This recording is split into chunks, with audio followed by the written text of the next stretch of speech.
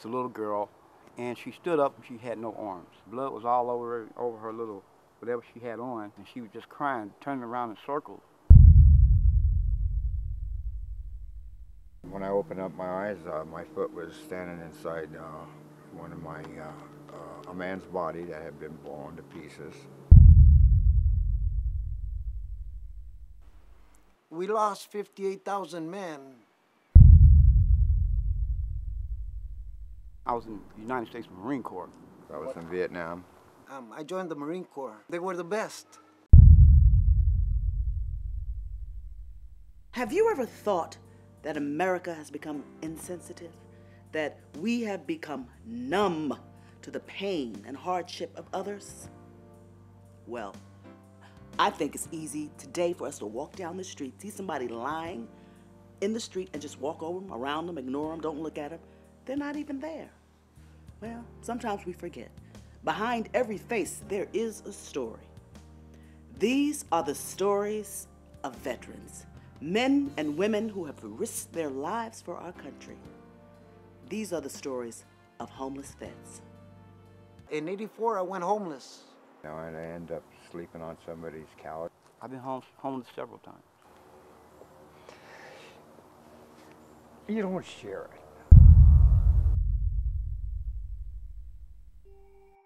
I'm a Vietnam era veteran. Being over there was like being away from home. It was foreign and it was really overwhelming for me. I was at the age of 18 years old, and I was in the United States Marine Corps. It was really exciting to me, and I wanted to get away from home. I wanted to travel the world. I didn't know that it was going to be the way it was when I was over there. I was at 17 years old when I first signed up. I had to wait till I turned 18 to go into the Marine Corps. But at 17, they signed me to go. I knew that we was going to war. I wanted to fight for America.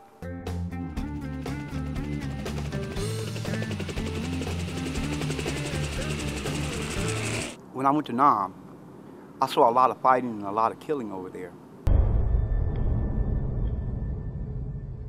I was stationed in Saigon, South Vietnam. I was in Cambodia. And the Marines is always first. They are right. You know, we went in and we did what we had to do.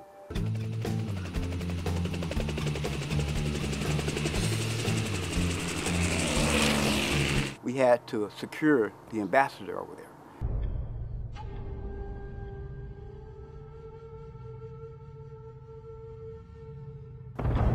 The worst thing I remember,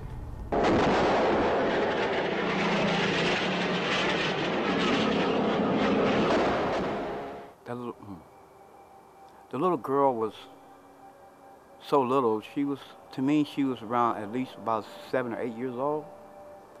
And all the people were running towards the embassy to get into the gates. They were trying to break into the gates to get to us, you know. They had artillery coming in. And I was laying down suppressive fire, not at the civilians, but at the Viet Cong. And I seen the artillery come in and hit about 100 yards or less away from us. And out of that smoke came this little girl, and she was walking like this, and blood, no hands, and blood was all over her little, whatever she had on at the time, you know, and all over her face, and she was just crying, turning around in circles. And, you know, and I couldn't go get her. I wanted to try to go get her, but I couldn't, as I think about it every day, you know. And when she comes to me in my dream, you know, I feel that I could have done something else different during that time, you know. I went into the service. I had just turned 19 years old. I was in the military almost 5 years. I was on the Enterprise when it blew up in 1969. We were on our way to Vietnam, and that was quite an experience, an event to, well, it's whew. The ship just started blowing up.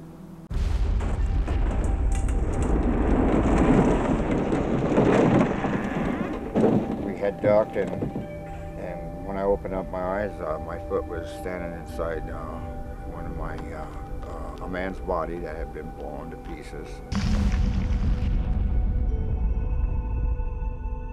The back half of the ship just started exploding. Yeah, I had quite a few friends that passed on, and I was quite active in the recovery process, fighting fires and throwing bombs off the ship and helping pilots that were injured, and picking up body parts and helping the wounded. I was I was directly below by approximately 2.5 feet. They have a real thick metal plate, and we were right underneath the number 3 wire where our housing was, right where they land the ships, the birds. And there was the fire and explosions and just all kinds of mayhem, full blown. And I just started grabbing a fire hose, and thank God for chiefs. They basically run the service, and they were giving us directions. And I remember a guy giving me his helmet, and then some missiles fired off of one of the birds and went right past over our heads. And that was my very first experience with action. It happened, and it was pretty much a full-day event. And I remember wetting the bed that night when they pulled us into Pearl Harbor. It's a film that keeps on being played back in your mind over and over and over. I joined the military. I went into the Marine Corps. They were the best. I wanted to serve my country, actually. There's a mystique about the Marines that, you know, every young kid wants to be a Marine. I wanted to. We lost 58,000 men, and the average age was 19. So I felt really bad that a lot of us didn't come back. I lost a brother in Vietnam. My brother was drafted, and he went to the Army, and he didn't want to be there. There have been a lot of problems with veterans coming home, and they've been displaying violent behavior, and a lot of it is due to the aftermath of the war. I suffer from PTSD, that's post-traumatic stress. But something's not quite right. I'm dealing with some PTSD issues. PTSD. Yes, you've been in a war zone, and all of a sudden you come back home. You haven't been debriefed from all of that. A lot of them feel that they have given so much to this country and that they receive so little back. I got discharged out of the Marine Corps in 1976. When I came back from Vietnam, I was glad to be out of there, you know. I was really, really happy to be home. Some nights I would wake up in cold sweats, you know, or I'd wake up hollering, you know. And it went on for several years, and I started drinking a lot. And I didn't know nothing about PTSD, but the medication that I decided to take was alcohol. It depressed my dreaming a little, but I was still dreaming. And one night I got up out of my bed. I was at home, my mother's house, and my dad kept a .45 pistol with him, you know, in the house. And I was dreaming that I was in a situation where I was in a war, and it was very, very vivid and very colorful to me. And I got up out of that dream, and I went and grabbed my father's pistol, and I ran through here. It's a vacant lot on the side of my father's house. And I would run through there acting like I'm still in the Marine Corps. You know, it affected me real bad. I graduated to drugs, from alcohol to drugs. It kept away the dreams, you know, the soldiers that I would pick up and carry back to the rear. They would be wounded, shot, and the blood is everywhere, all over. You're getting sicker and sicker and sicker. And as I got sick, as I continued to get sick, I continued to use. And it made me forget, and that helped me. And as time went on, I lost my home. First night being homeless, I slept on the bus stop on a bench. You know, I slept right there all night. I was homeless for about 6 months at that time. I've been homeless several times. When I stepped back on this soil, something was missing. It wasn't the same. It was big and it was vast, but there was something missing. Something inside of me, something I couldn't identify with. It just like something had just up and just disappeared.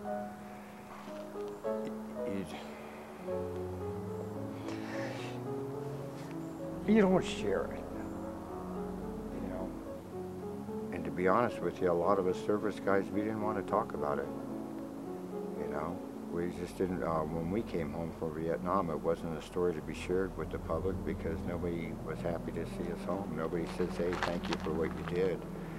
And so we end up in bars and we just drink and try to, well, maybe we need to just get into the action of life, you know, party like other people party and get into relationships like everybody else. And Mom always keeps you busy. It's just like you had never been away. Son, I need to have you empty the trash. You know, you have a new wife or you got a new family going. You're looking for jobs. It's just a lot of things happen. And next thing you know, it's 10 and 15 years later. You've been carrying that soldier with you for a long time. A long time.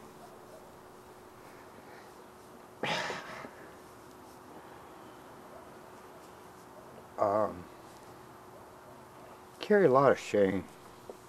Shame? Yeah. Why shame?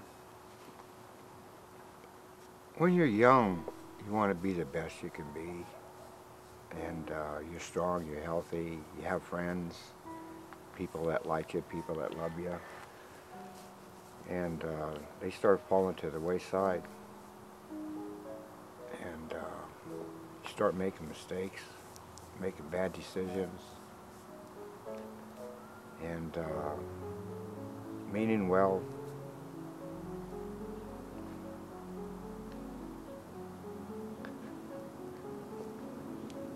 You get more lost. And you try harder and you try harder. And then you find out your best wasn't good enough. And but you know, you're a soldier, you don't ever want to give up, and you're somebody's good son, and you don't want to give up. It was really easy to just ignore it. You know, you figure, well, in time things will go away, you get busy. And what I found myself doing was built myself into what they refer to as a blackout drinker. I didn't become a drifter until 1984. I started using drugs and alcohol in the military, and I think that's what was my downfall. It kind of messed my head up. Well, that's when it was the beginning of the end for me. Actually, I'm kind of ashamed to say this, but I became a hardcore heroin addict. In '84, I went homeless. Being homeless, I was subject to everything. I was downtown on Skid Row, and you see everything down there. I mean, you see smells bad.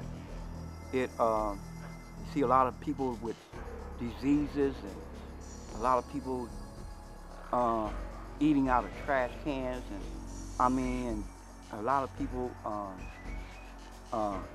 beating up other people, and a lot of people running around begging for this, begging for that, you know, and a lot of negative. It's like a negative subculture down there. I mean, it was, Vietnam was different because I had a chance to protect myself. Downtown LA, I don't have a chance to protect. Only thing I can protect myself is with these downtown. I don't have nobody behind me helping me to protect myself, or watching over me, or have a friend to watch my back. Downtown, I didn't have none of that. I had one friend that was downtown. You know, he had been down there for a couple of years, and I befriended him, and he would show me the ins and outs and how to survive down there. And I took his advice. You know, he said you don't go over there across that way because, you know, it's a lot of youngsters over there with gangs and all that.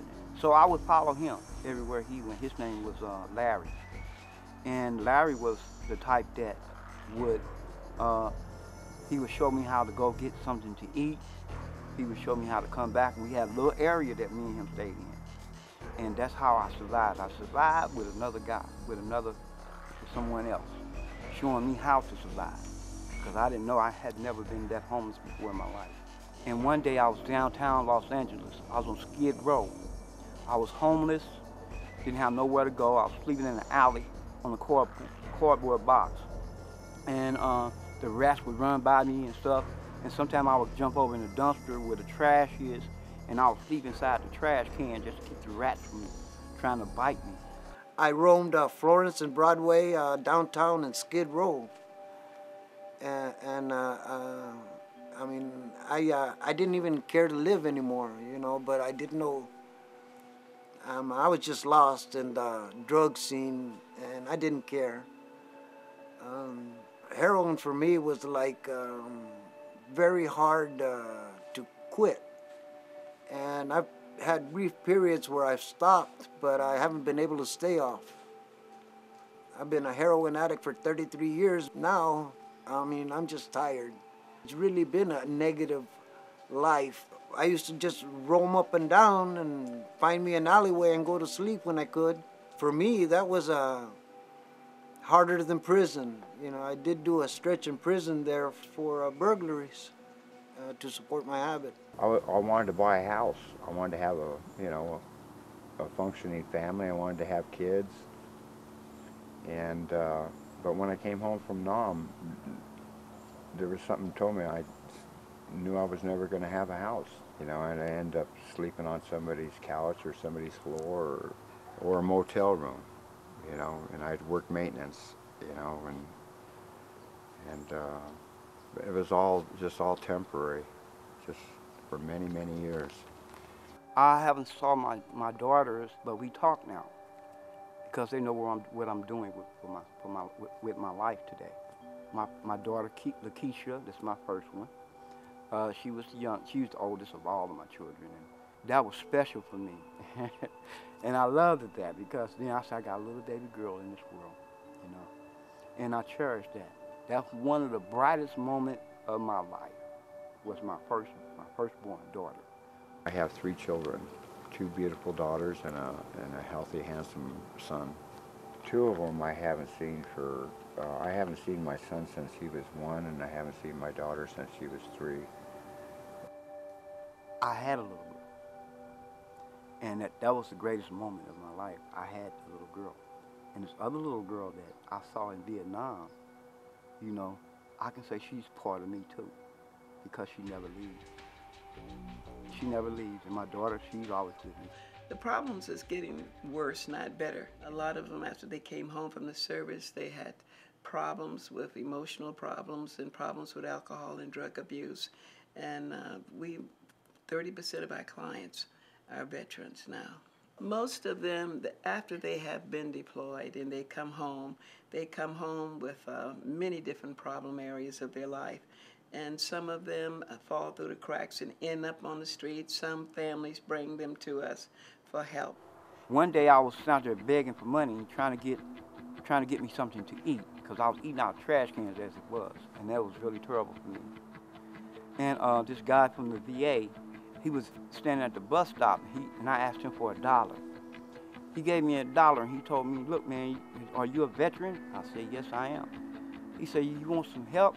I can take you to a place where they can really help you and give you food and housing." I said, "Really?" He said, "Yes." And I went and hugged him. I said, "What's up, man?" He said, "What's up?" He said, "You home." That's what he said, "You home, man." And a sense of a spiritual awakening hit me. I felt chills come over me because I was sick and tired of doing what I was doing. "You home?" And I was home. And he said, "Why don't you go and get yourself together?" I've been sober a little bit over 90 days, 93 days now. Everything has changed. My life is changing now. I'm getting more involved in my recovery. I no longer can think from my mind because my mind is broken. I'm not a normal person because of the situations I have went through. Now I'm 183 days today. I go to PTSD AA meetings. I receive professional psychiatric help, and so I'm looking forward to getting further into that. Actually, I've been clean since September, so That's good. That's pretty good.